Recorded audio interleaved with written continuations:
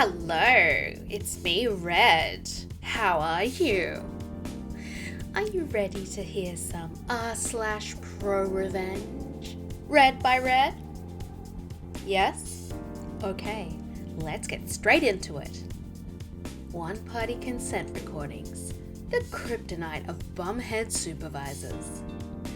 I'm a paramedic, and after many years of working regular ground ambulance, I decided I'd had enough. My whole career, I was either a glorified Uber driver being spit on by drunks, bit by meth heads, or chauffeuring people between hospitals. Though once in a blue moon, I saved a life.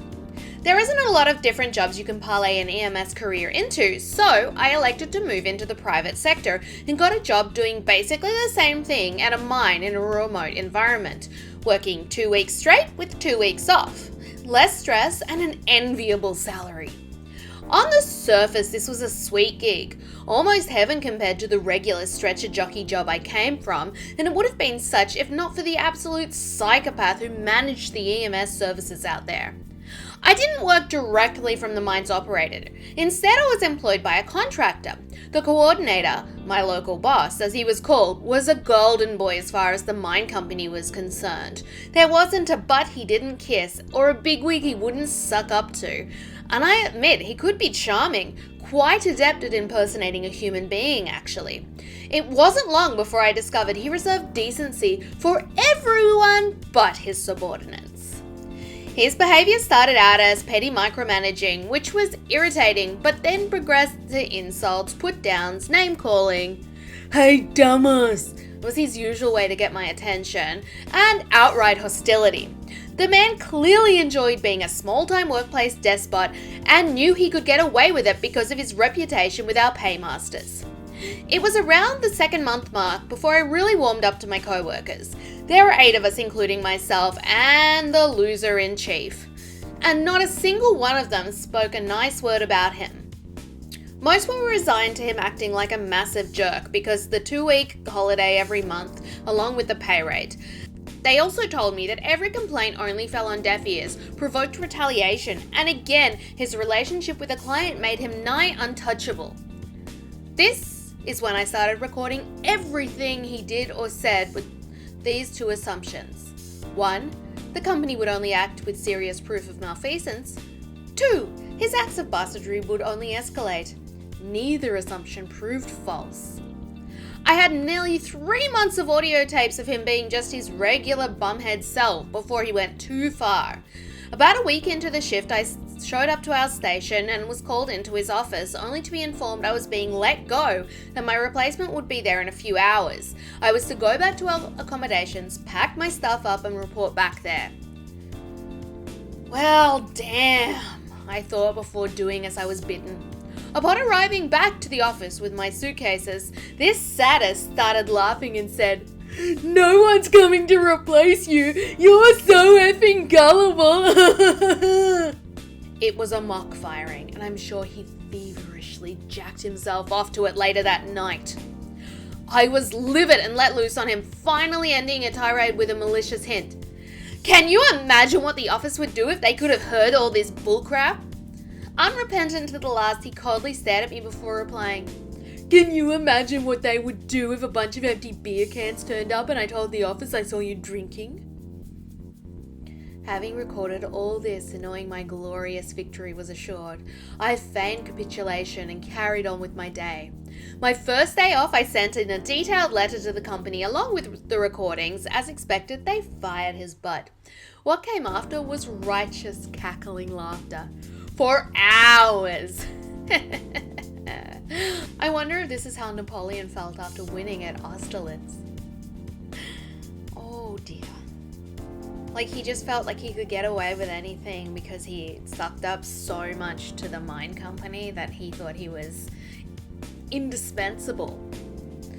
But he took it too far and someone smarter than him got him.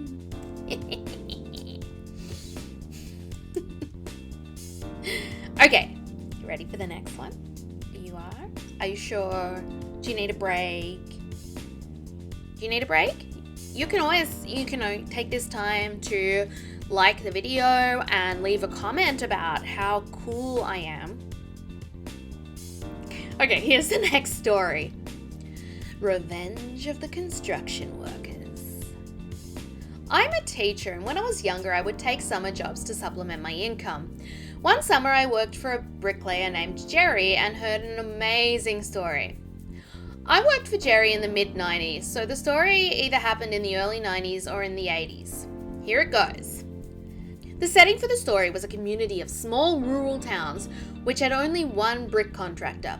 Jerry began his career as a bricklayer working for this contractor, a real jerk. Jerk and Jerk's son, adult working the business with his father, would harass, belittle, and humiliate all their employees on a regular basis. No work was ever good enough, and employees were told they weren't worth what they were paid. Not only did Jerk mistreat his employees, but he was equally rude to other subcontractors and to the general contractors who hired him. Since he was the only bricklayer in the community, there was nothing anyone could do about it. Needless to say, the turnover rate for the brick business was very high. The only person that stuck with Jerk and company was Jerry. Jerry told me that his father had instilled a self-confidence in him that Jerry could do anything he set his mind to do, and he should not evaluate himself according to what others said, but rather by the facts. Although Jerry was belittled by Jerk and Son, as were all the other employees, Jerry was becoming a very good bricklayer. Jerry knew he was good. Jerk knew Jerry was good, but Jerk didn't know that Jerry knew he was good. Not only was Jerry a good bricklayer, he was very respectful to the boss who disrespected him. Jerk thought that Jerry was a naive pushover who was buying into his head games. That would prove to be a huge mistake on his part. One day, Jerry was doing an exceptionally good job of laying brick. Not only was his craftsmanship amazing, he was laying brick at a high rate of speed so that he was making his boss lots of money. Of course, Jerk and Son were belittling his work as though he was doing the very opposite. This scenario was being observed by the general contractor of the project. After work that day, the general contractor asked Jerry to stay behind so he could talk to him. As did every other construction worker in the general community, general contractor hated working with Jerk. General contractor told Jerry that he had heard Jerk and Son belittling him, and told him that he had disagreed with everything Jerk was saying. He asked Jerry if he'd ever considered going into business for himself. Jerry said that he would like to do that someday. General contractor then said he would loan Jerry the money to buy a mixer, the most expensive piece of equipment needed to start a brick business, if Jerry would indeed start said business. The only hitch was that Jerry would need to pay for the mixer whenever he could, and that he would subcontract under general contractor. Jerry agreed to those terms and prepared to begin his new venture. Jerry respectfully told Jerk and Son his plans and gave his notice. The two mocked Jerry ruthlessly and laughed him to scorn. Jerk told Jerry, "You'll be back in 2 months begging to return to your job. You'll never make it as a subcontractor." 2 months later, rather than collapsing as Jerk predicted, Jerry was still in business and going strong. 1 year later, Jerry's business was booming, and a drunk Jerk showed up at Jerry's house and begged him to come back to work with Jerk and Son. "Jerry, you're the best employee I ever had." Jerry replied, "Why didn't you ever tell me that when I was working for you?" Jerk couldn't answer the question, and Jerry obviously didn't accept the offer for employment. 2 years after beginning his entrepreneurial adventure, Jerry heard that Jerk and Son went out of business. Jerry said that he never intended to harm Jerk and Son when he accepted general contractor's offer. He said that looking back on things, he realized he'd become Jerk's greatest nightmare. I can't say the general contractor intended no harm.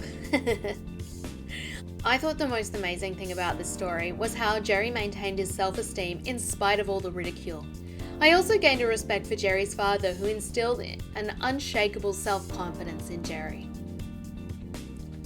Wow. You know, that just goes to show if you bide your time, you can conquer the world. Or your world anyway. Maybe not the whole world. Don't try and conquer the whole world. That's a little ridiculous. Unfortunately, that's all the stories I have for you today. But I will have more tomorrow. I hope you enjoyed these r/ProRevenge stories, read by Red. Please give the video a like, and don't forget to subscribe as well if you haven't done that. Thanks so much for watching today, and I'll see you tomorrow.